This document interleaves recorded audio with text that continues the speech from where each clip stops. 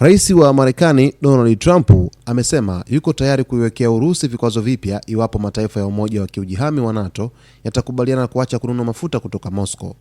Akizungumza na waandishi wa habari jijini Washington mwishoni mwa wiki, Trump alisisitiza kuwa hatua hiyo itakuwa pigo kubwa kwa uchumi wa Urusi na njia ya kuongeza shinikizo ili kumaliza vita vinavyoendelea Ukraine.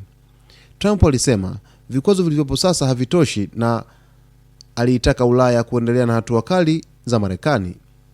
Tuko tayari kuongeza shinikizo, lakini tunataka washirika wetu wa NATO wasimame nasi kwa pamoja. Ikiwa Ulaya itaacha kununua mafuta ya Urusi, basi Marekani iko tayari kuchukua hatua zaidi za kiuchumi, alisema Trump.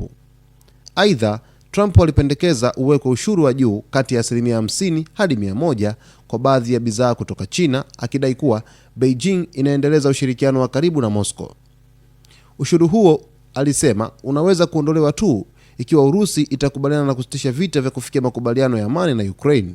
Wakati huo huo, baadhi ya wabunge wa Marekani wakiongozwa na Senator Lindsey Graham wamewasilisha mapendekezo ya sheria yatakayoruhusu serikali kuanzisha kile kinachoitwa secondary sanctions, yani vikwazo vitakavyolenga pia nchi nyingine zinazoshirikiana kibiashara na Urusi. Kauli ya Trump imeibua mjadala mpana barani Ulaya, ambapo baadhi ya viongozi wanasema kuwa kusitisha ununuzi wa mafuta ya Urusi kunaweza kuongeza changamoto za kiuchumi kwa bara hilo, hasa kwa mataifa yanayotegemea kwa kiasi kikubwa.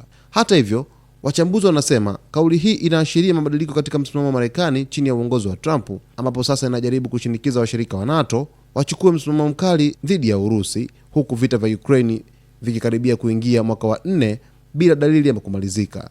Mashinikizo makubwa ambayo nchi ya Urusi inazidi kuyapokea kutoka kwa mataifa makubwa duniani, ambayo taifa la Marekani na mataifa mengine yanazidi kuiweka katika hali ngumu, huku Trump akishinikiza nchi zote zilizopo katika jumuiya ya NATO kuacha kununua mafuta kutoka Urusi ili aweze kuingiza vikwazo katika nchi ya Urusi.